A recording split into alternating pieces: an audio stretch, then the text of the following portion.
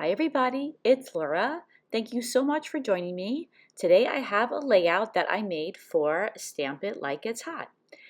In Stamp It Like It's Hot, we use our stamps and we have a different prompt for each month.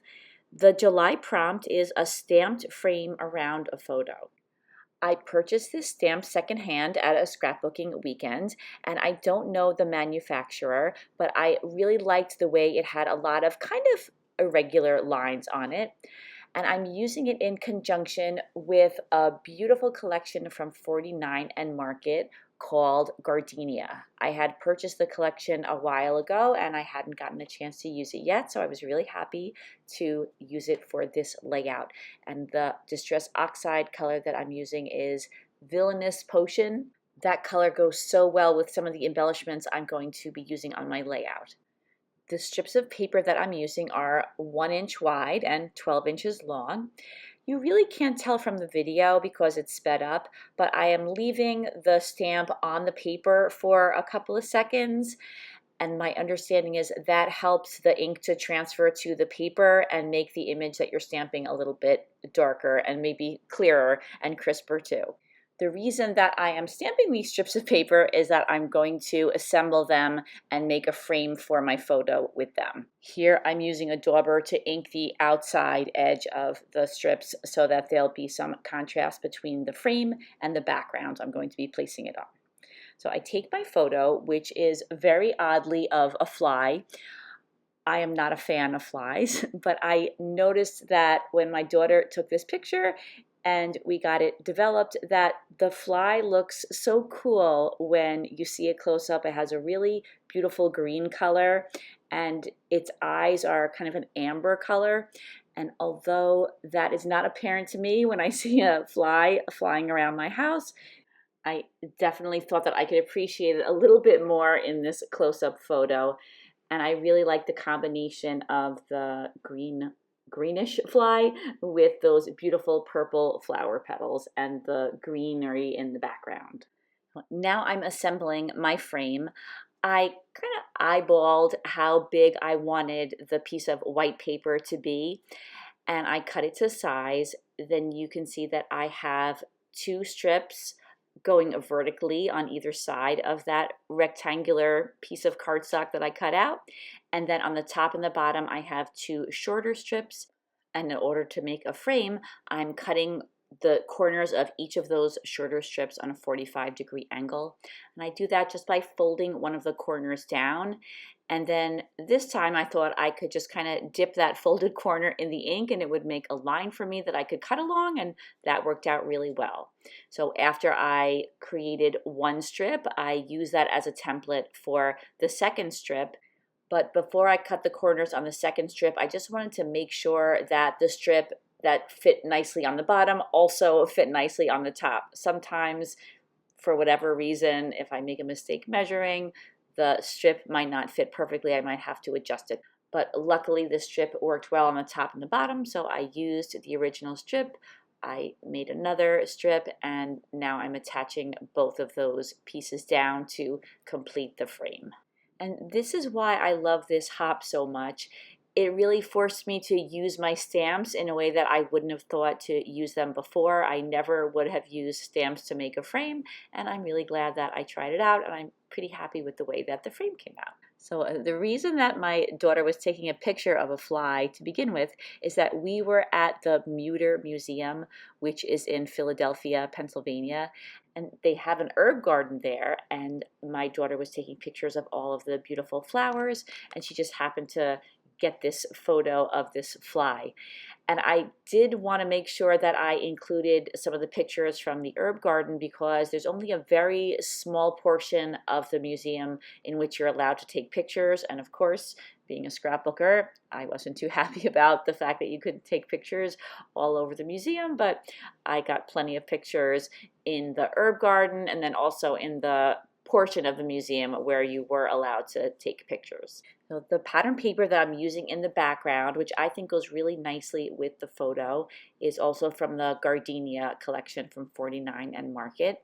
When I purchased this collection, I also bought the rub-ons, and they had a number of purple butterflies, so I decided to cut those out and place them on the page. I also used some of those really pretty flowers that I placed to the left of the photo. And I could have sworn that I had one of those sticks that you use to apply the rub-ons to the page, but I couldn't find it. So I instead used this cover for scissors that I found in my drawer, and that worked really well for applying the rub-ons to the pattern paper.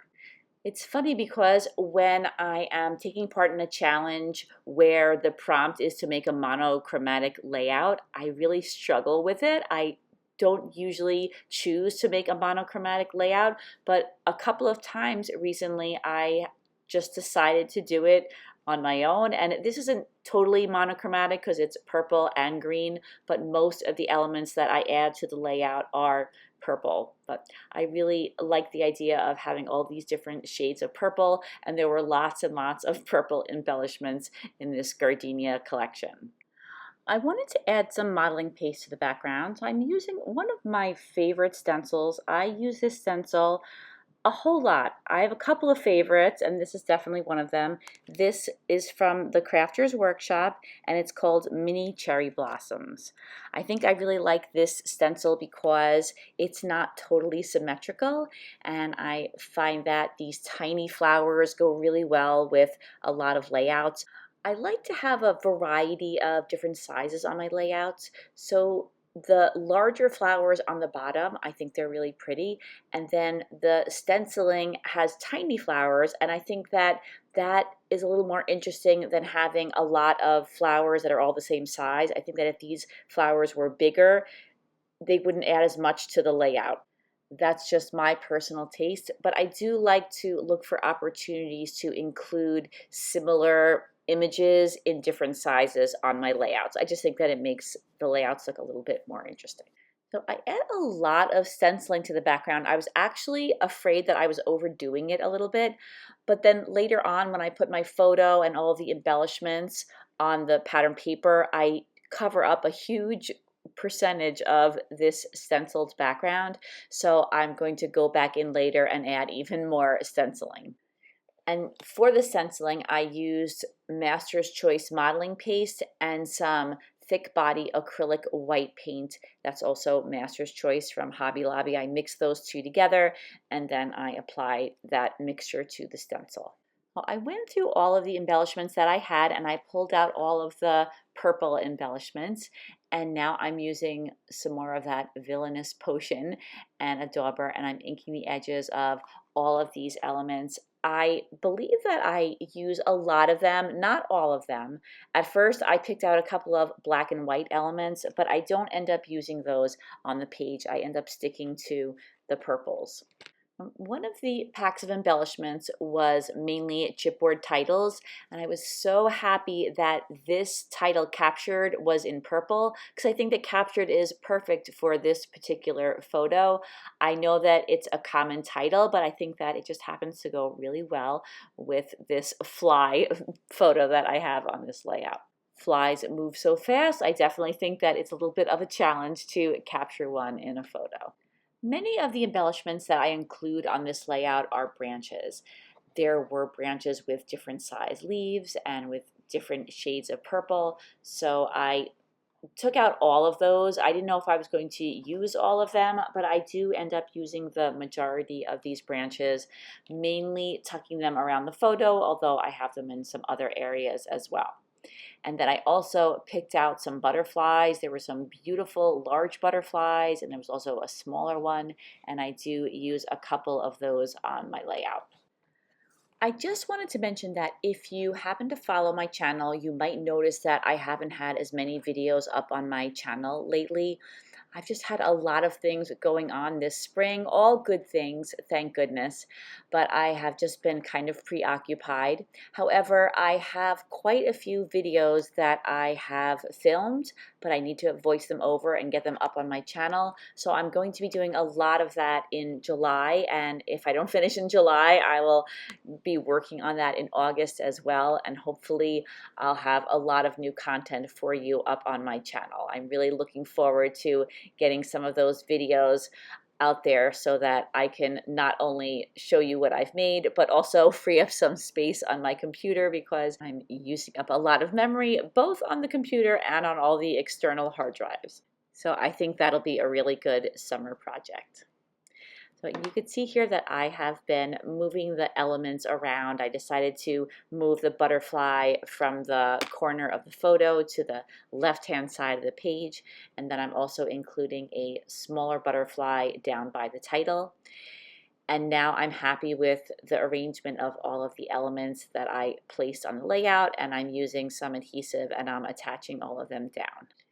There was a die cut of a button that I thought looked kind of cute, tucked behind one of the, I guess they're kind of like a light chipboard heart that I have next to the title. And then I was thinking I needed to add a little bit more adhesive to the branch in the upper left-hand corner. And then once I had it attached down, I trimmed those extra leaves back.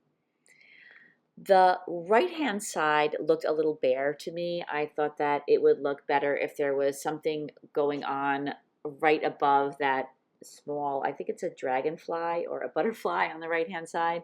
So I picked out another die cut that had purple and I added that to the right-hand side of the photo.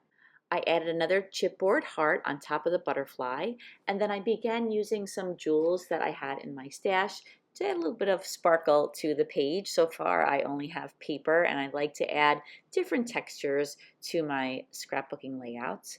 So I'm using some jewels. There are slightly smaller ones and slightly larger ones. The smaller ones are Angel's Craft stone stickers, and then the slightly larger ones are Trico jewels. And these are things that I've gotten at scrapbook shows and in dollar stores, and I find these little iridescent jewels to come in handy on a lot of different layouts. So I was almost done with the layout, but I felt that I had to add a little bit more modeling paste, as I told you earlier, and I really messed up the modeling paste that I just added. So I very quickly scraped away and rubbed away as much of it as I could, and then I reapplied it, and I think that it looked fine once I reapplied it. I also wanted to add a few more little flowers in the lower left-hand corner of the layout. I thought that there were some open spaces where some small white flowers might look nice. I was trying to be very careful not to disturb any of the flowers that I already added by adding some new flowers. So that's sometimes a trick for me, but I was able to add a few more flowers in a couple more places without smudging anything. And then I allow the modeling paste to dry, and this layout is complete. And here are some close-ups. In the description box, there's a link to the playlist for this hop. I'm really looking forward to seeing how everybody else used stamps to create a frame for their photo. I really love how this hop is prompting me to get some of those stamps off of the shelves and use them on my scrapbooking layouts. I hope that you have a fantastic day, and I hope you'll join me again soon.